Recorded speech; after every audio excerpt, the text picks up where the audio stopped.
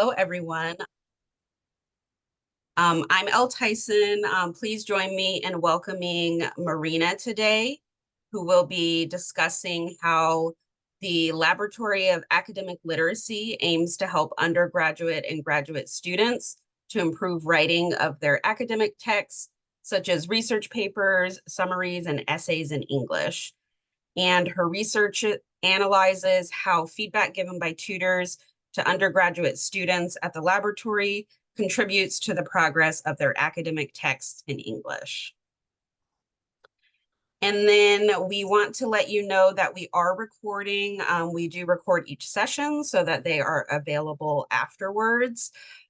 So with that, keep in mind you can turn off your camera and change your name if you need to. And then if you need anything from us, please directly message us. You can message anyone who is designated as host or co-host to help you out. If you need the closed captioning feature, please enable your Zoom to do so now. And then feel free to post comments, questions, any of that in the chat at any time during the presentation. And with that, I will stop this share and hand it over to you, Marina. Thank you, Elle. Now I'll share here my presentation.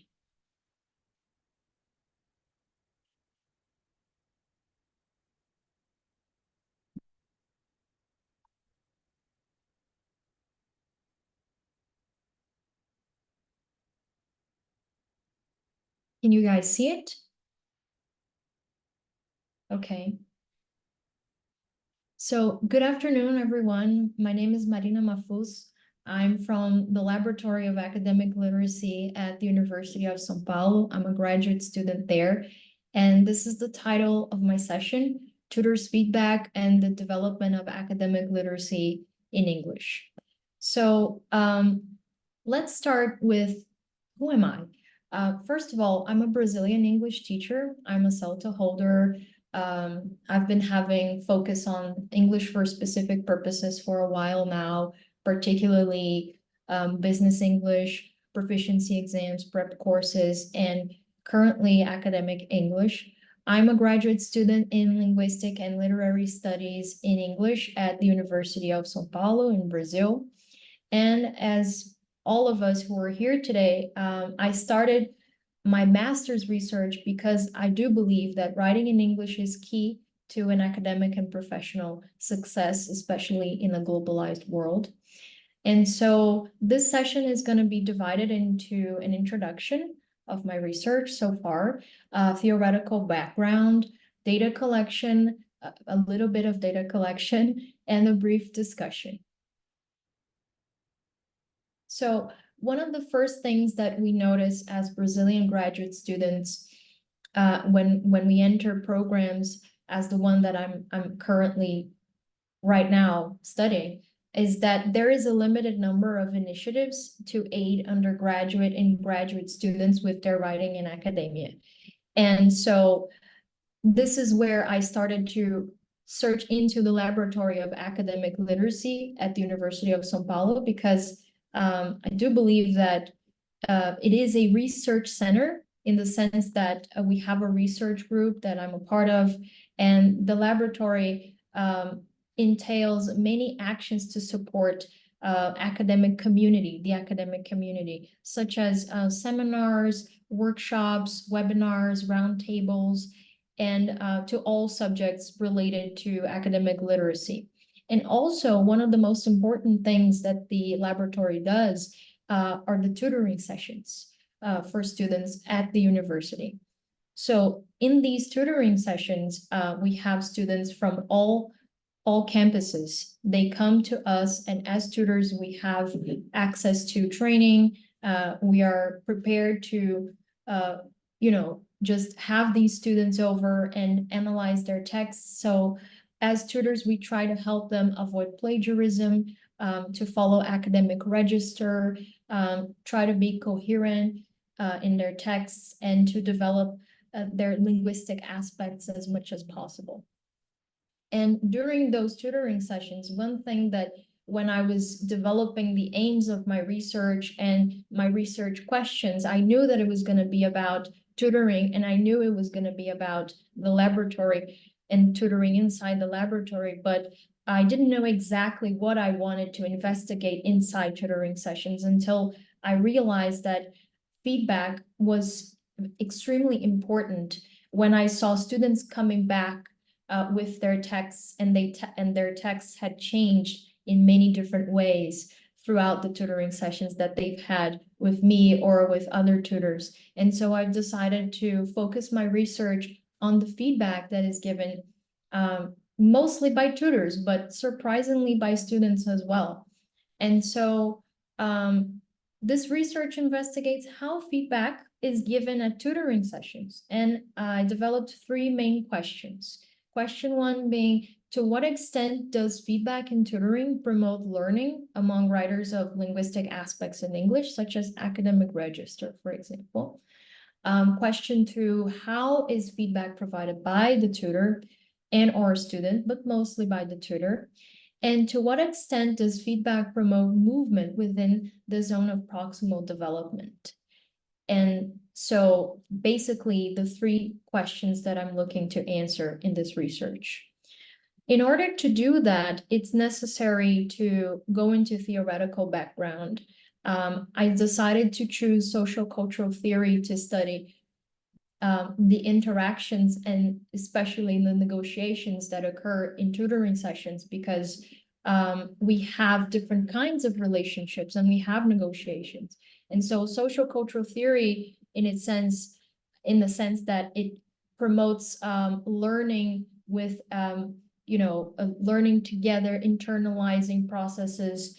I thought it was suitable for to study those relationships that occur in tutoring sessions. In terms of the tutor's role, it has been studied that the tutor has a prominent role actually during tutoring sessions, especially synchronous tutoring sessions, which is the case in our laboratory. We have synchronous, online, and on-site tutoring sessions, and it can improve metacognitive skills for both the student and tutor. It can improve cognitive processing, and it can increase interaction.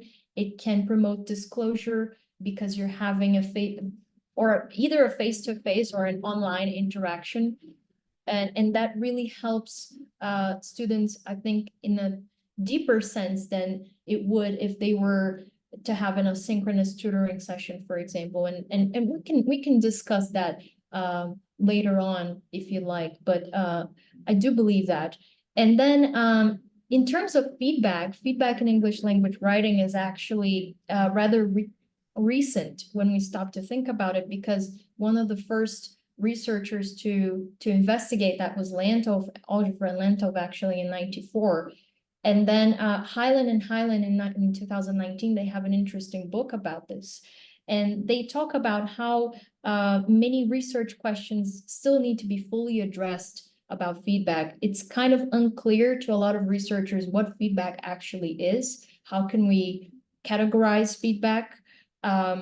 And previous research indicates that feedback has not been fully addressed, that students sometimes might not be satisfied with the feedback that they get. And on the other hand, more controlled research argues that students who get feedback in terms of linguistic aspects perform better than others who don't. So that's something else that I would like to investigate as well. And in order to do all that, I needed to investigate the tutoring sessions and the interactions that occurred in these tutoring sessions. And so I started to collect data. So actually 3 undergraduate students in English at the University of São Paulo were invited to participate. And I was one of the tutors, and then there was a colleague that was another tutor, and we both conducted the sessions with these 3 students. And so sometimes I was the tutor responsible for all the tutoring sessions, sometimes not. Sometimes it was divided between me and the other tutor, but either way, we were able to draw a line of progression that we could see the features and the aspects of their text that had changed. So they went through 2 to 4 tutoring sessions. And so in the meantime, we were able to identify the aspects of their text that had been changing. And the tutoring sessions lasted 30 minutes each, and they were held online in this case. And the students brought in 2 types of texts. First of all, they brought a summary, and then they brought a final paper with an argumentative essay. For this session, I'm going to focus on the summary. And students were attending the same course, and both assignments were graded by their professor after their tutoring sessions, which means that tutoring sessions were part of their grade.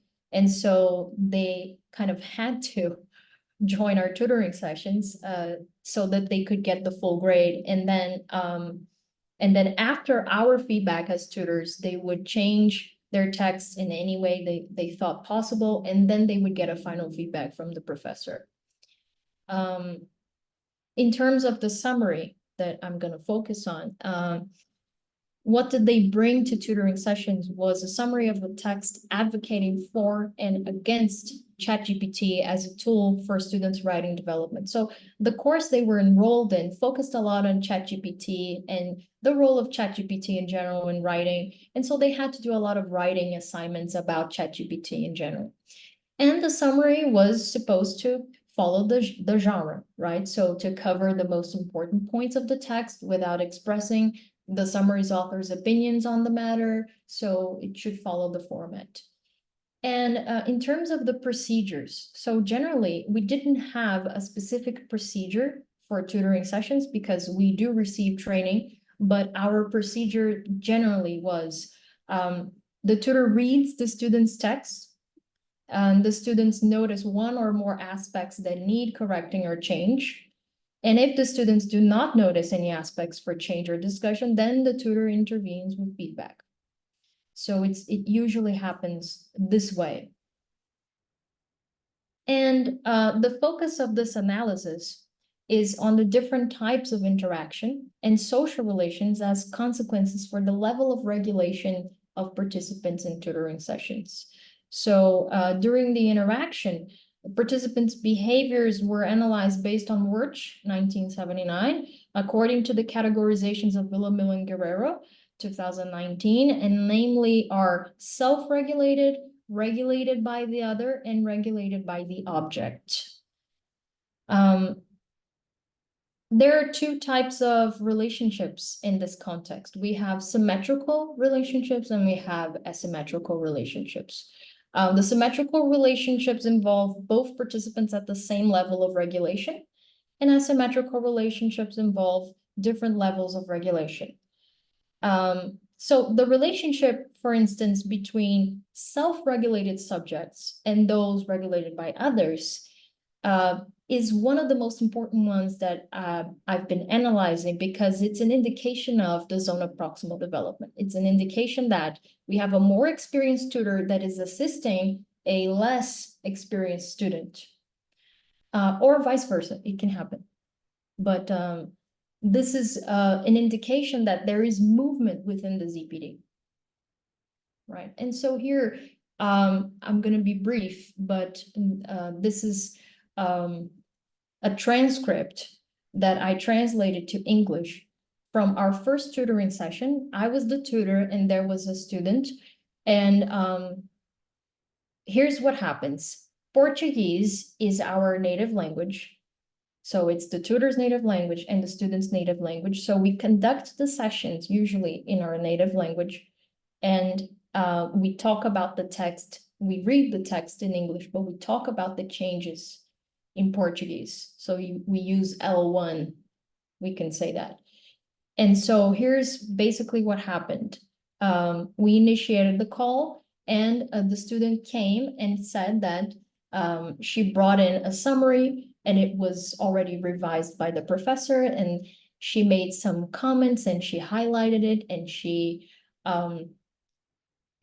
told the student what the student was supposed to do, and the student was trying to incorporate the professor's feedback into her text. And so she left the way that it was before, the way that the marks or the symbols that the professor put in it, and the symbols and marks that she put in it afterwards. And so this is what happens in in this first stage, and she shows how the text is. And this is very interesting because to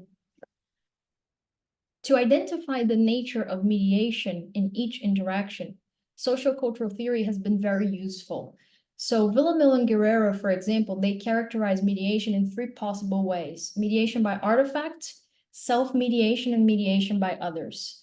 So mediation by artifact occurs when participants use language and other symbols as tools to mark the text and demonstrate that certain parts need revision, such as brackets, colors, asterisks, arrows, comments, etc. And it's observed that the student uses her native language. Here we cannot actually see that because I translated it for you to actually follow the transcript, and symbols as a mediator in this process. So she's already using, she's already being mediated by the artifact, we can say.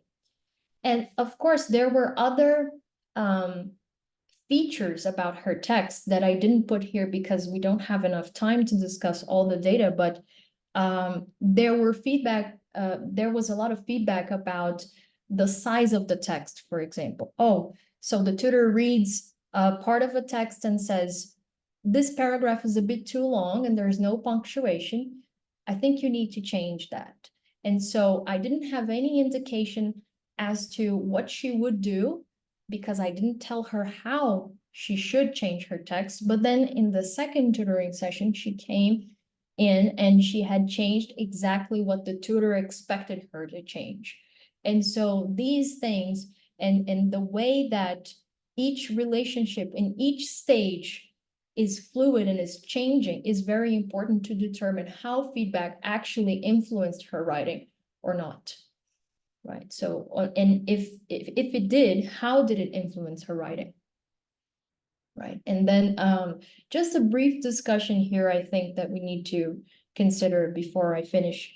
What does tutoring feedback in English writing need to entail and consider? I would like to hear from you as well, since we are a very tight community, and I would love to get more insight into it because feedback, as I told you, is still being very much discussed, and I think it's a definition in progress, and it's very fluid, and I would really like to hear your take on it. And I do believe that we need to overcome its purely linguistic focus to a more developmental focus and to raise awareness towards meaning in a text. To not underestimate the tutor's role in this process, I think it's essential. And to consider that social interaction is key in the learning to write process because it prepares students rhetorically for their lives, be them academic or professional, where they can learn to negotiate and to obtain skills and the knowledge necessary over the writing process. So these are my contributions for this section. I hope you have any, if you have any questions or comments, I'm here. I would love to get more input from you because it really means a lot for me to be presenting here today. And thank you so much for the opportunity. And these are my references.